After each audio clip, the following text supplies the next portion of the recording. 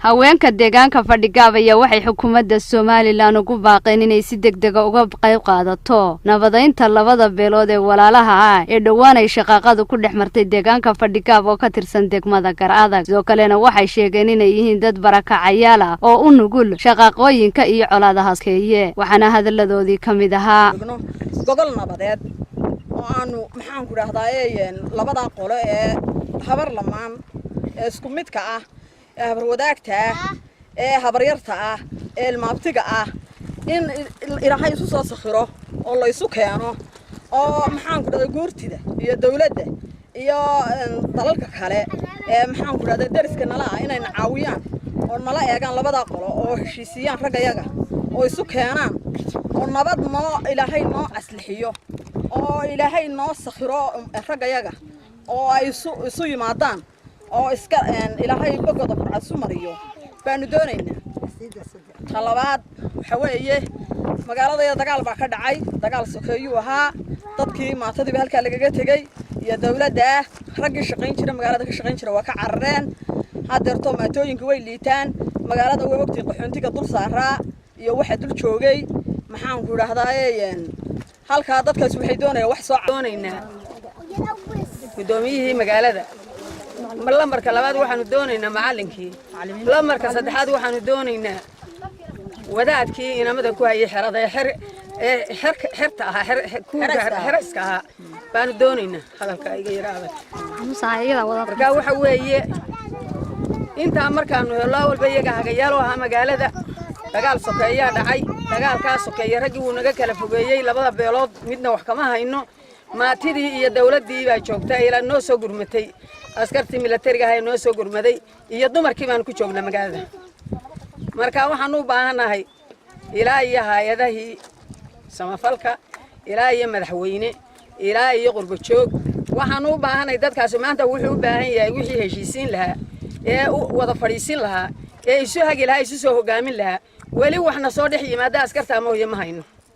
hadda Ceergaabana nahayn, hadda Burcaan nahayn, hatta waxaan nahay Hargeysa. magaalada Fadhigaab anagoo ah magaxan nahayn magaalada qaxoonti dul yaalay waxaanu nahay markii hore magaalada qaxoonti dul yaalay. markii qaxoonti dul yaalay maxay ahayd toy dagaal yar oo sokeeya ka dhacay. maxay ahayd toy markii dagaal yar oo sokeeya ka dhacay ragii labada beeloodba uu naga kala yaacay, maatidii soo hadhay, roobuu helay, buulashii ka qooyay maxay tahay ay qoyeen maxay ahayd toy ay raashin waayeen oo qadeen oo ay bukaan oo hargab iyo jadeeco iyo maxay ahayd toy tabaala aduun oo dhaniba u haysto. dhinaca kale saraakiisha sare ee ciidanka ku sugan deegaanka Fadhigaab oo wareysi gaar ah siiyay Cable TV ayaa waxay sheegeen inay ku kala dhex jiraan sugayaana ammaanka, waxayna ugu baaqeen salaadiinta iyo cuqaasha labada beelood inay ka shaqeeyaan nabadda. dhinaca kale ayaa waxay ka dayriyeen xaaladda ay ku sugan yihiin dadka deegaankaasi Fadhigaab. ilaalinta nabadgelyada dadka beelaha ee walaalaha ah ee isku midkay halkan isku laayay wixii dhintay mooyaane wixii kale waanu ka saarnay magaalada. qayb waxaanu geynay bohol, qaybna waxaanu geynay huluul iyo laasoomaare iyo buuraleyda. xaasaskii iyo carruurtii baa halkan joogay iyo maatadii aad iyo aad bay u tabaalaysan yihiin. wax ka dhammaatay dunyadii, roobabkii baa ku helay, gogol ma haystaan, hum ma haystaan, biyo ma haystaan.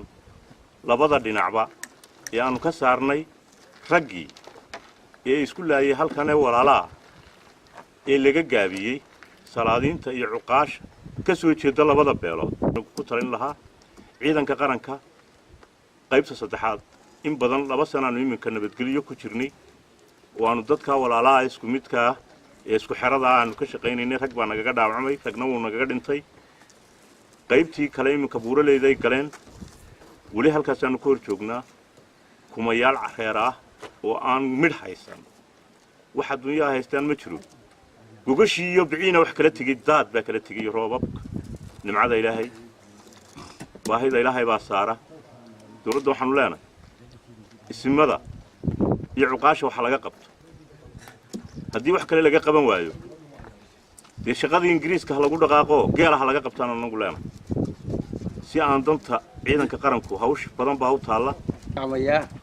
inkastoo waajib ay shaqadeedii tahay haddii hawl dheeraana imanayso oo dayaca annagiiba 2 sano wargaalsayna cilaf weyn fadhigaab meesha la yiraahdo darweyne biyo guduud intaas baan 2 sano wargaalsayna 2 sano waxa laga yaabaa askarigu heerkiisa baan arag ama ay kala yaacayba arrimaha awgeedna waxa keenay nabadda uu dadkiisa xal u qaaday inuu sugo waajib ay ku noqotay waxaan codsanaynaa bal loo soo degdego arrimaha waxa jira oo kale arrimo dad ayra oo deegaanka ku hareeraysan oo degan oo aad u tabaalaysan ama biyo ha noqoto ama cunto ha noqoto ama dawo ha noqoto si walba u tabaalaysan taana bal waxaan codsanaynaa wixii ilaahay wax fiiye inaga loo soo degdego oo mahadsantahay Farax Cabdi Nuur telefishinka caalamiga Home Cable TV degmada Gar Adag.